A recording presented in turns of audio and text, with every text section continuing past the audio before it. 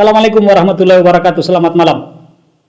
Kita kembali bertemu di acara podcast show Bicara Baik. Momentum Hari Pahlawan tentu menjadi sesuatu yang menarik untuk kita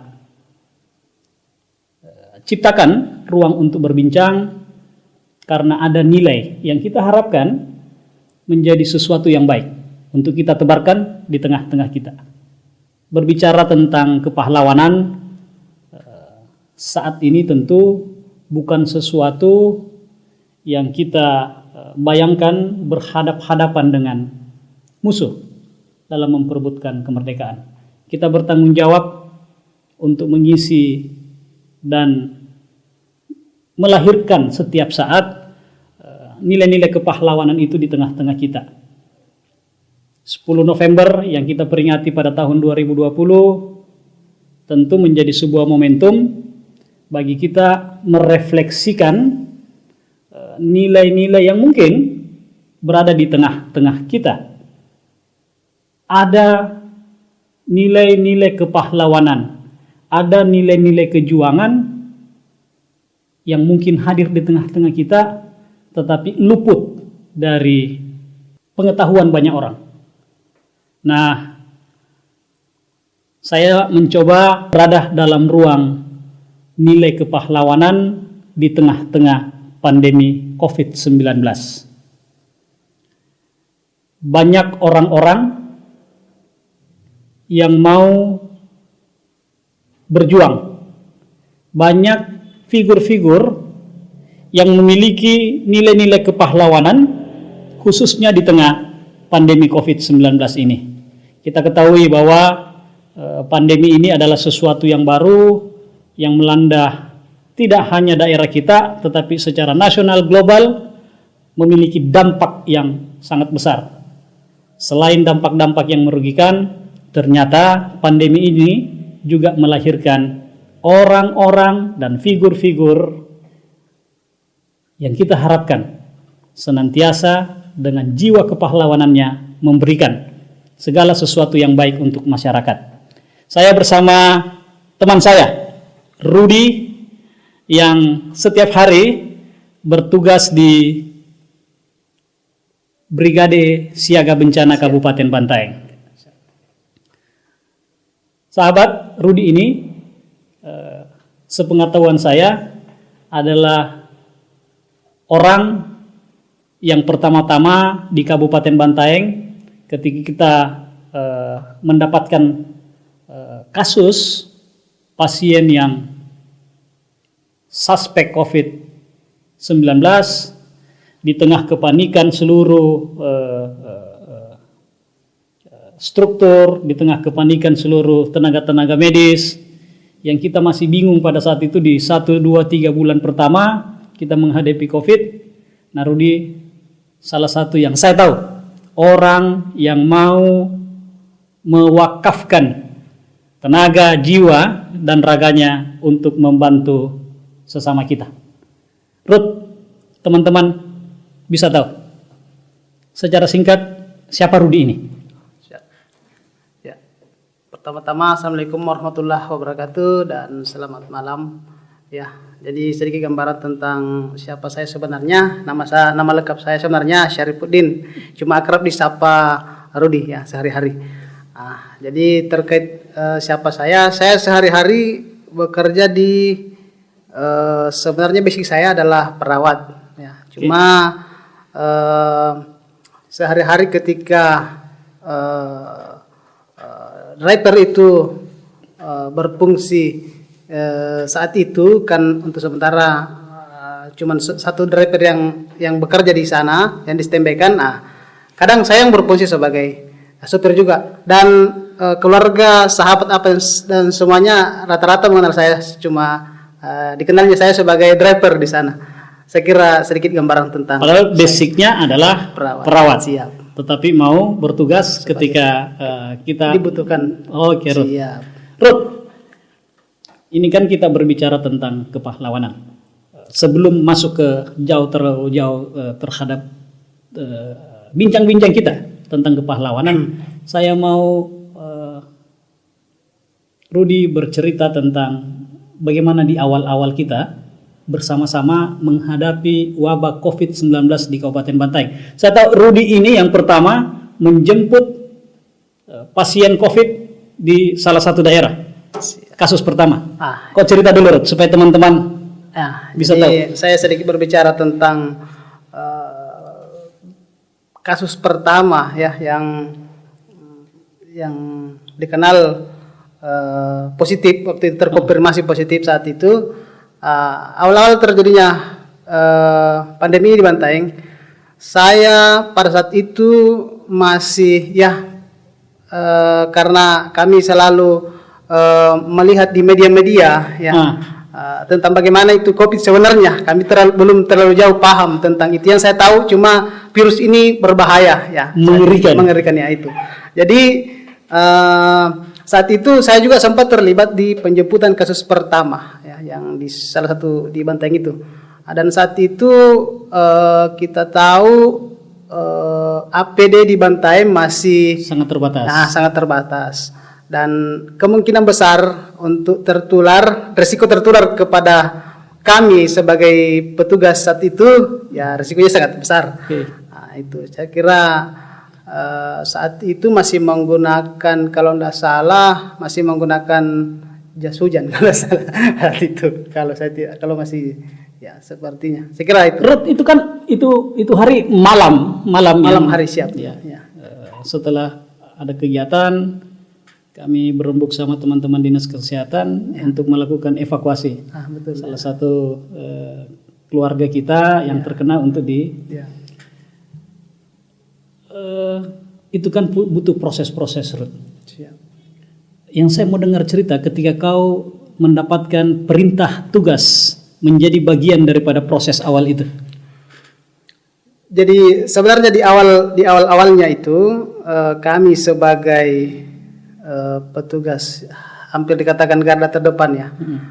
Saat itu sempat ada sih tekanan sosial ya yang terjadi kepada kami, dan saat itu saya kira waktu perintah ya, karena saat itu memang teman-teman tidak ada yang mau, Pak. Tidak sekali satu pun orang yang mau bertugas sebagai relawan ya, dalam hal ini petugas COVID saat itu. Tidak sama sekali. Termasuk saya, Ruth. Saya menyaksikan dari jauh. Siap.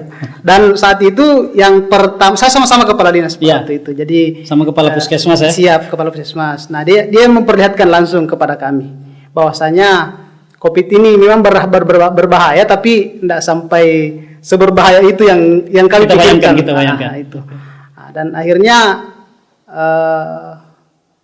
kasus berikutnya karena dulu itu, Pak, walaupun itu pasien dikatakan reaktif, dalam hal ini dia belum tentu positif, tapi bisa saja positif, Pak. Tapi bisa saja positif.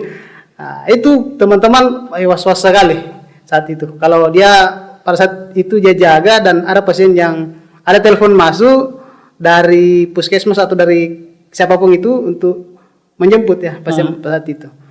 Saya kira itu. Kira. Banyak hal yang pernah Rudi pasti dengan teman-teman khususnya yang ada di BSB, tenaga kesehatan, selain kasus COVID, apa yang menarik selama pengalaman bertugas di PSB? Ya, baik. Jadi saat saya boleh yang menarik, yang unik, yang lucu, silahkan Rod, mainkan. Siap. Jadi saat itu saya sampai sekarang ini saya sudah hampir katakan 9 tahunan ya di sana. Jadi pengalaman barangkali sudah banyak. Saya kira pengalaman yang paling menarik saat itu adalah ya ketika kami menjemput pasien. Pada saat itu pasiennya kasihan, orang yang hampir dikatakan ya orang kampung ya, hampir orang kampung ya. Keluarga kita yang ada di kampung. Betul. Itu dia naik ambulans, dia buka sandalnya, Pak. Dia buka sandal. Tapi saya tidak tahu bahwa dia buka sandal waktu saya naik. Saya bawa ambulans sampai UGD. Pas sampai UGD parkir ambulans, kita kasih turun pasien. Kenapa ini? Keluarga pasien bingung, dia mutar-mutar. Saya hampiri. Kenapa nenek? Kenapa Ki? Dia bilang, sandalku nak di mana? Kau ngarang, Rod. Kau ngarang, ini kau cerita ngarang, tidak? Serius. Saya ngalami langsung. Luar biasa. Tapi itulah gambaran masyarakat kita. Ya, itulah gambaran. Nah, yang lain, yang penuh tantangan sehingga saya bisa katakan dan melabel kau bahwa ada nilai kepahlawanan dalam tugas itu. Saya kira kalau hal itu ada banyak juga sih, cuma kalau dengan nilai pahlawanan itu saya kira pada saat saya yang langsung menjadi rebelnya pada saat itu. Ketika kami di jalan banyak hambatan apa dan segala macam, cuma itu saja. Dan ketika kami apalagi sekarang dalam masa pandemi ini, ketika kami menggunakan seragam itu, APD itu kadang masyarakat tidak mau menerima. Itu tantangannya. Itu salah satu tantangan. Tapi saya yakin tidak mengendurkan semangat kepahlawanan teman-teman untuk senantiasa hadir memberikan pelayanan yang terbaik, khususnya di tengah-tengah masa pandemi. Tentu kita sepakat bahwa pandemi ini tidak hanya dihadapi oleh teman-teman tenaga kesehatan. Kesadaran masyarakat juga menjadi bagian dari upaya kita menekan angka penyebaran sekaligus menolong teman-teman tenaga kesehatan. Kalau masyarakat mau tertib akan protokol kesehatan, saya yakin itu juga menjadi bagian dari nilai-nilai kepahlawanan kita semua untuk membantu meringankan tugas tenaga kesehatan. Ruth, saya mau tanya yang lain, Ruth. Apa yang perlu kita perbaiki dalam memberikan pelayanan kepada masyarakat, khususnya dalam bidang kesehatan di Kabupaten Bantaeng? Baik, saya kira untuk hal-hal yang perlu kita perhatikan, ya. Jangan kau tegang, Ruth, karena saya yang tanya. Yang pertama, saya kira rekan-rekan juga tenaga medis perlu perhatian khusus. Yang pertama, yang kedua, kalau perlu ya armada juga, karena ya armada sudah ada kan tambahan ya, Ruth? Ada tambahan, tapi kita kan buka di cabang juga, Pak. Oh iya, di Loka, di Banyorang, Campagaloy dan Marina. Siap. Oke. Ya. Itu kode keras buat saya, Ruth. Siap. Tapi tidak apa-apa. Itu maaf ini, Pak. Bukan tidak bisa. Bukan tidak bisa ya. Maafmu adalah sesuatu yang siap. Tentu bermanfaat untuk orang lain. Apalagi yang kau mau sampaikan khususnya dalam momentum Hari Pahlawan, Ruth, yang mungkin ada sesuatu yang Rudi bisa sampaikan dan menjadi motivasi bagi saya dan bagi kita semua di Kabupaten Bantaeng. Ya, baik. Jadi saya hanya berpesan ya kepada rekan-rekan semua, teman-teman sejawat, baik dokter, perawat dan yang bersentuhan langsung dengan pasien ini yang terkonfirmasi ini, bahwasanya ya tetap menjaga imunitas, menjaga kesehatan, tetap patuhi protokol kesehatan, dan yang utama adalah ikhtiar kepada Allah Subhanahu wa taala. Mantap. Ya.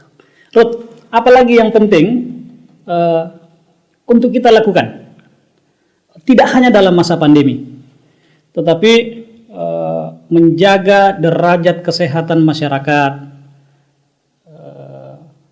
menjaga Kabupaten Bantaeng untuk bisa menghadirkan pelayanan yang cepat, yang pasti dan tepat di tengah-tengah masyarakat di Kabupaten Bantaeng.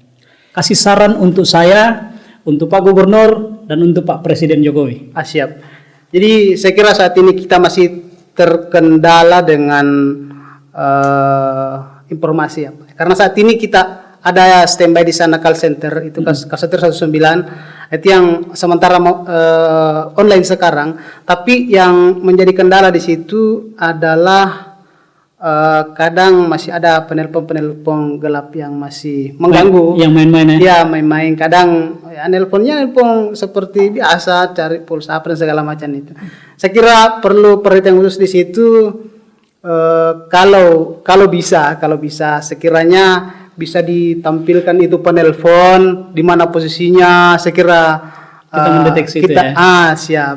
Kayak ada dari Tulung Agung kalau tidak salah itu. Seperti itu. Dia bisa mendeteksi posisi penelpon di mana.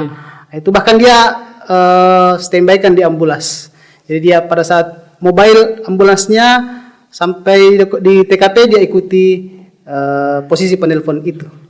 Sekira. Ruth, ada tidak pesan untuk Pak Jokowi yang kau mau sampaikan?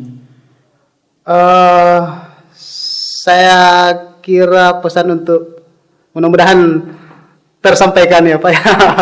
Sebetulnya ada perhatian khusus untuk kami ya sebagai petugas medis ya, diperhatikanlah dari sisi jaminan kesehatan, salah satunya kesejahteraan. Siap. Oke. Kau doakan saya supaya ada waktu ketemu bicara dengan Pak Jokowi dan saya akan sampaikan langsung. Siap. Ruth, terima kasih Ruth. Kehadiranmu malam ini tentu menjadi semangat. Tidak hanya bagi teman-teman yang ada di BSB, Tenaga Kesehatan Kabupaten Bantaeng, tetapi nilai-nilai kejuangan yang mungkin sangat singkat Rudi sampaikan pada malam hari ini, tetapi saya yakin sesuatu yang sedikit tetapi ada nilai makna yang bisa menjadi motivasi bagi kita semua. Insya Allah itu bagian daripada ikhtiar kita untuk senantiasa berbicara baik dan menebarkan kebaikan di Kabupaten Bantaeng. Ruth, hormat saya untuk Rudi, teman-teman BSB, dan seluruh tenaga kesehatan di Kabupaten Bantaeng. Momentum Hari Pahlawan pada tahun ini adalah momentum untuk kita menjaga semangat, senantiasa hadir di masyarakat dan memberikan pelayanan yang terbaik. Rudi dan seluruh tenaga kesehatan di Kabupaten Bantaeng adalah pahlawan yang dibutuhkan oleh masyarakat untuk setiap hadir, khususnya di tengah-tengah pandemi COVID-19. Dan kita semua tentu mengharapkan doa khususnya dari masyarakat Bantaeng bahwa Rudi dan seluruh pahlawan-pahlawan yang ada di Kabupaten Bantaeng hanya meminta doa agar senantiasa diberikan kekuatan, ketabahan, menjalankan tugas dan tanggung jawabnya bagi masyarakat yang ada di Kabupaten Bantaeng. Sekali lagi Ruth, hormat saya untuk Rudi dan seluruh teman-teman dan keluarga. Semoga apa yang kita lakukan pada malam hari ini juga memberikan manfaat, tidak hanya bagi kita berdua, tetapi tentu untuk masyarakat di Kabupaten Bantaeng. Insyaallah. Terima kasih sahabat, malam hari ini walaupun singkat kita sudah mendengarkan podcast show Bicara Baik, dan mudah-mudahan pada waktu ke depan ada momen-momen yang bisa mempertemukan kita kembali. Terima kasih. Assalamualaikum warahmatullahi wabarakatuh. Waalaikumsalam. Selamat malam.